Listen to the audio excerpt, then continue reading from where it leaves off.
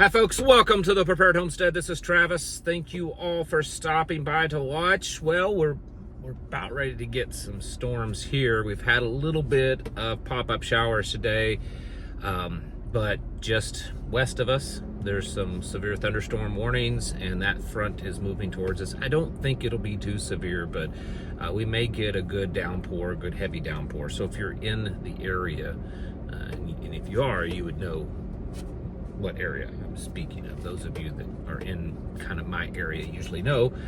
Just be ready for it. It doesn't look too bad, but with the heat and humidity we've had, you never know. The death toll, I believe, is up to about 68 there in Central Texas.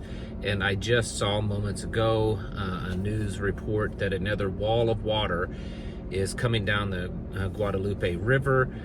They are still getting inundated with rain, even as I speak there in that south central Texas area. This is very serious, and I understand that region does flood. My wife was born in Austin, Texas. I have two brother-in-laws that are police officers in Austin, Texas. So I'm fairly familiar. I've never lived there, but I'm fairly familiar with that area, right?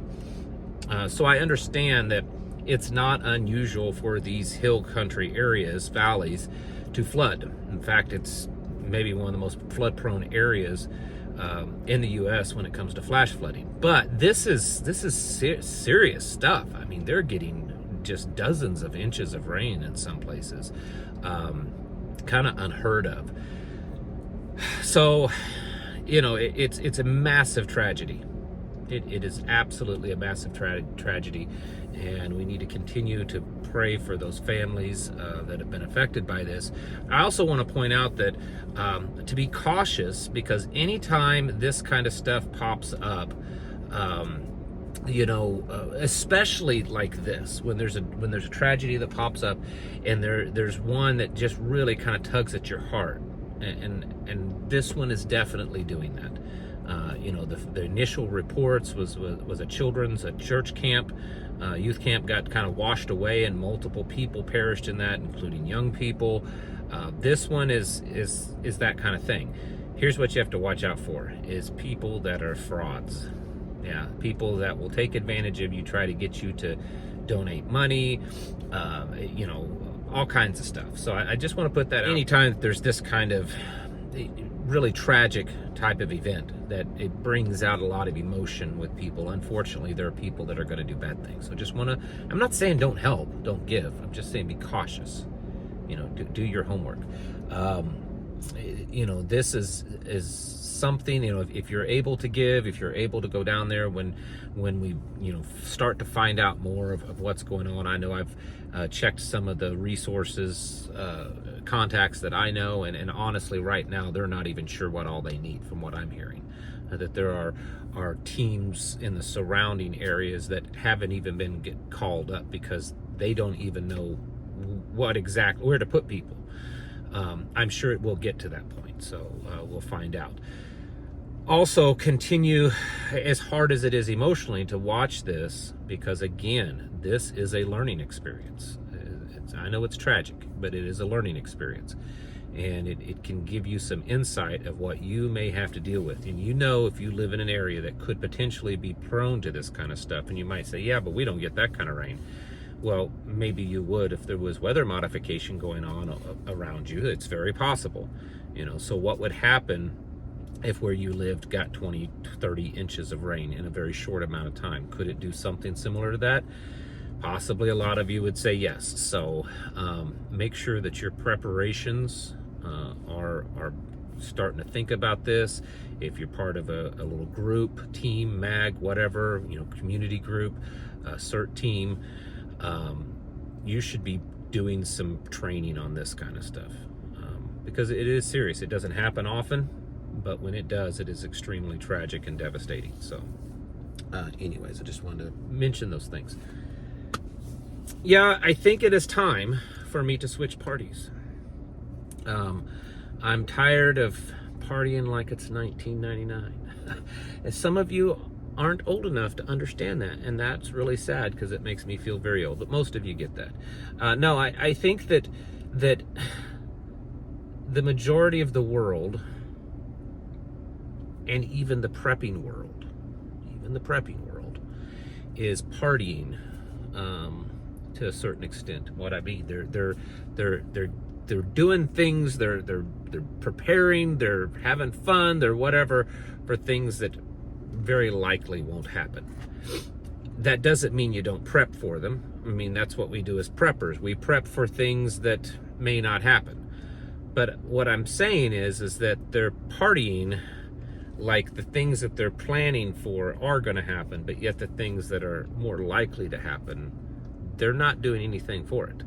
And so I think it's time that we switch and stop doing what the cool fad thing is, what you see all of the online preppers and the YouTubers. I know, I'm a YouTuber, yay!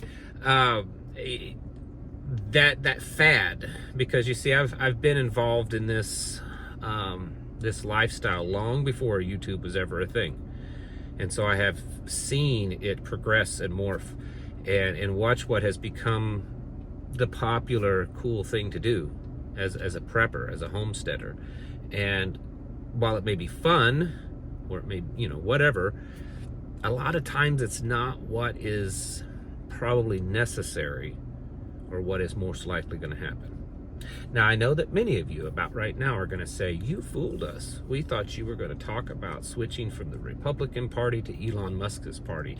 And you sneaky person with your little, catchy titles and stuff. Yeah, I couldn't care less. I'm not a Republican.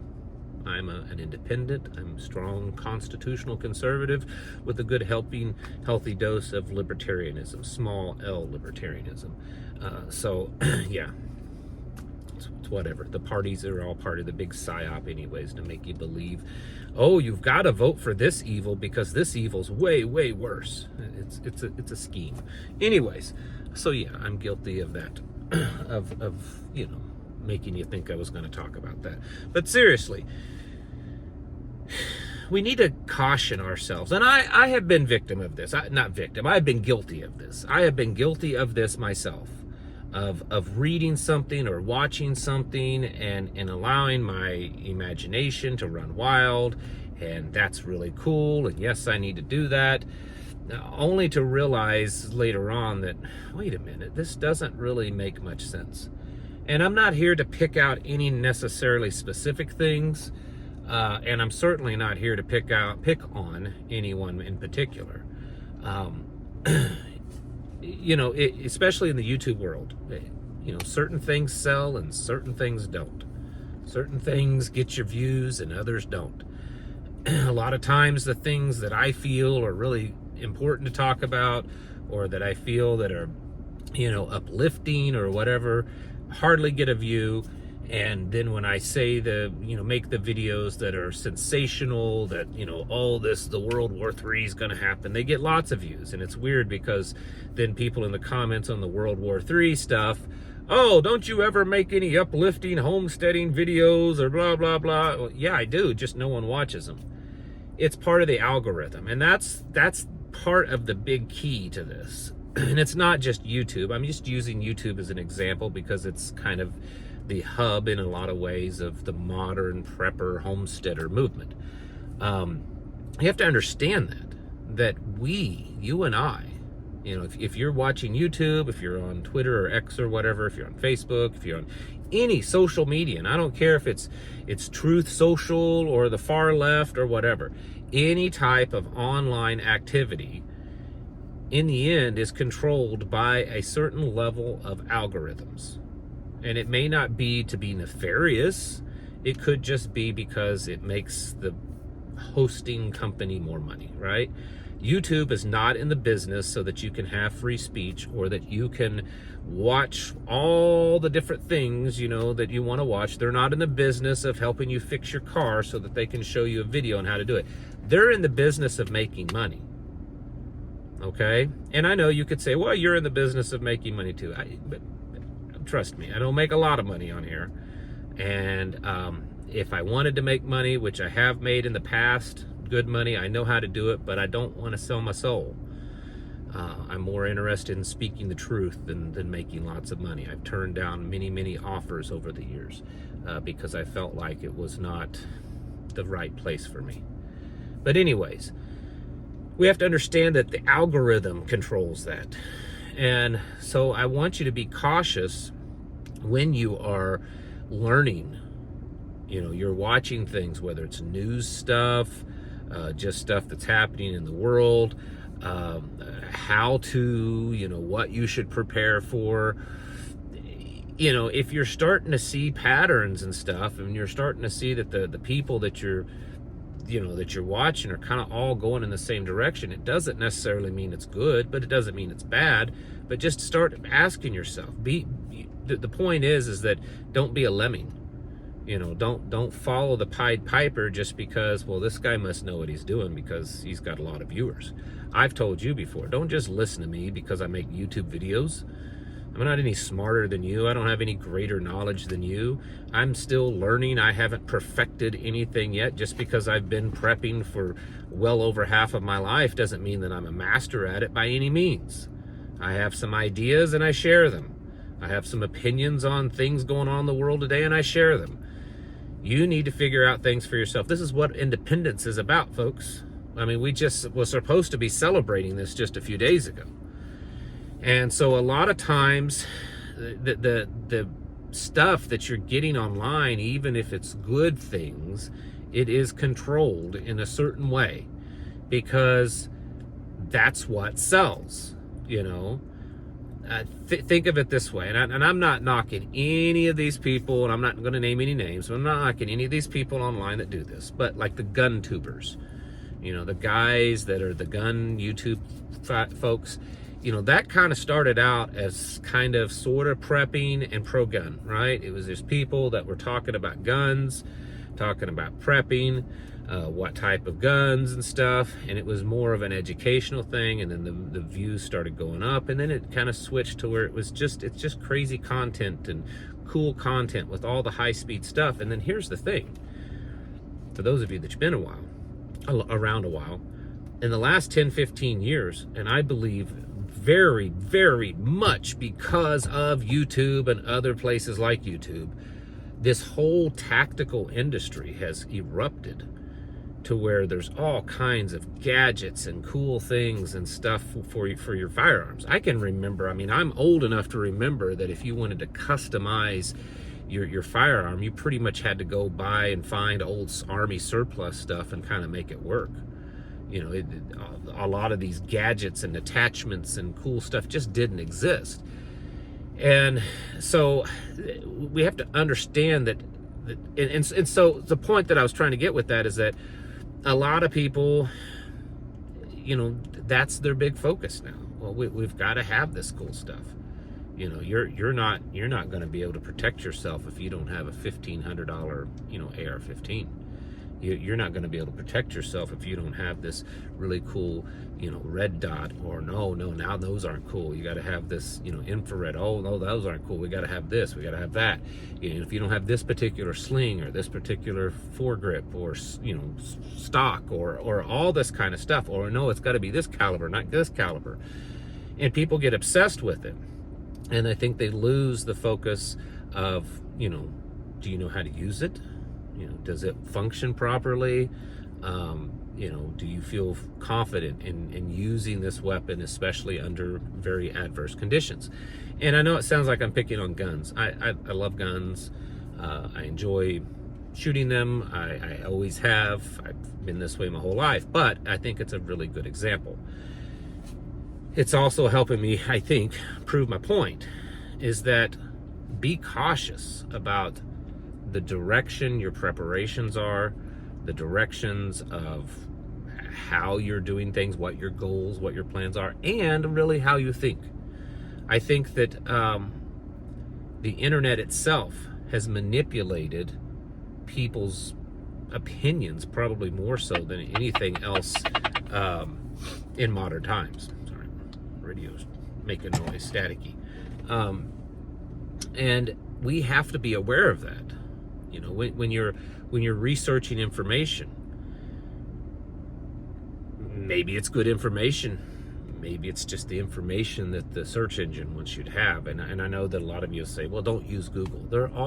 Every one of them has their own little quirks and ways. And so, again, I want to encourage you to think for yourself.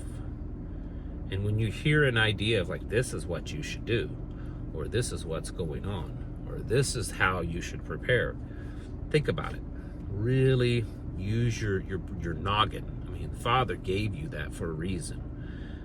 And think through the situation, and does it make sense? Does it make sense that we're going to have to be running around all over the place, shooting and killing and eating? This is Hollywood. You know, Hollywood is another thing that's really manipulated the mindset of a lot of people. Is it really going to be like that? Does history reflect that at all? Well, I'm not going to tell you the answer. I just want you to think about it. And so it's time to stop obsessing necessarily over what we see online, what we watch in the movies, and think that that's the way things are going to be. Yes, I think things are bad. I think they're getting worse all the time. And I do think that we're going to get to a point where we're very much in a survival type state. It doesn't mean that it's going to be Mad Max, but we're going to have to make choices of whether to be part of the beast system and survive, or to survive on our own. Because that's biblical, right? That's biblical.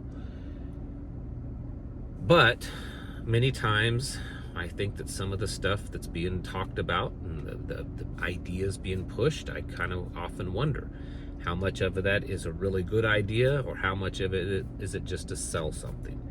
And so I want you to be cautious of that. I'm not going to sit here and tell you that I'm completely innocent and perfect, that I've never done those things. I try really hard. It's tempting. You know, it's tempting when I start to see numbers go down, because I know that my content isn't the what's popular in the moment, right? You know, I see where everything, the trend, this is trending, and people want you to talk about this, and then I go over here and I talk about this, and I don't get a lot of views. And so it's tempting. I get it. But we have to think through these things. We have to be aware that pretty much anything that you're viewing online, that you're viewing on TV, and that you're viewing in movies, and even music, whatever influences you, it's all influencing you because of a specific purpose. It's not just prepping, it's also spiritually. You know, your opinions of things, your what you think of the Bible says, or you know what this or that means religiously. Every bit of it has a certain level of manipulation. And so that's why we need to be seeking the truth, asking questions, and seeking the truth for ourselves. There's information out there. You can use it. You need to learn how to filter it properly, take it with a grain of salt, use it the way it needs to be used. But in the end, you need to be your own filter, and you need to be really dissecting what you're finding out and seeing if it matches up with the facts that you know, so that you don't get caught up in another big psyop. Folks, it's time to get your houses in order and be aware of what's going on and how it may possibly manipulate you. It's time to get yourselves prepared mentally, physically, and spiritually. Thanks for watching. Catch you in the next video.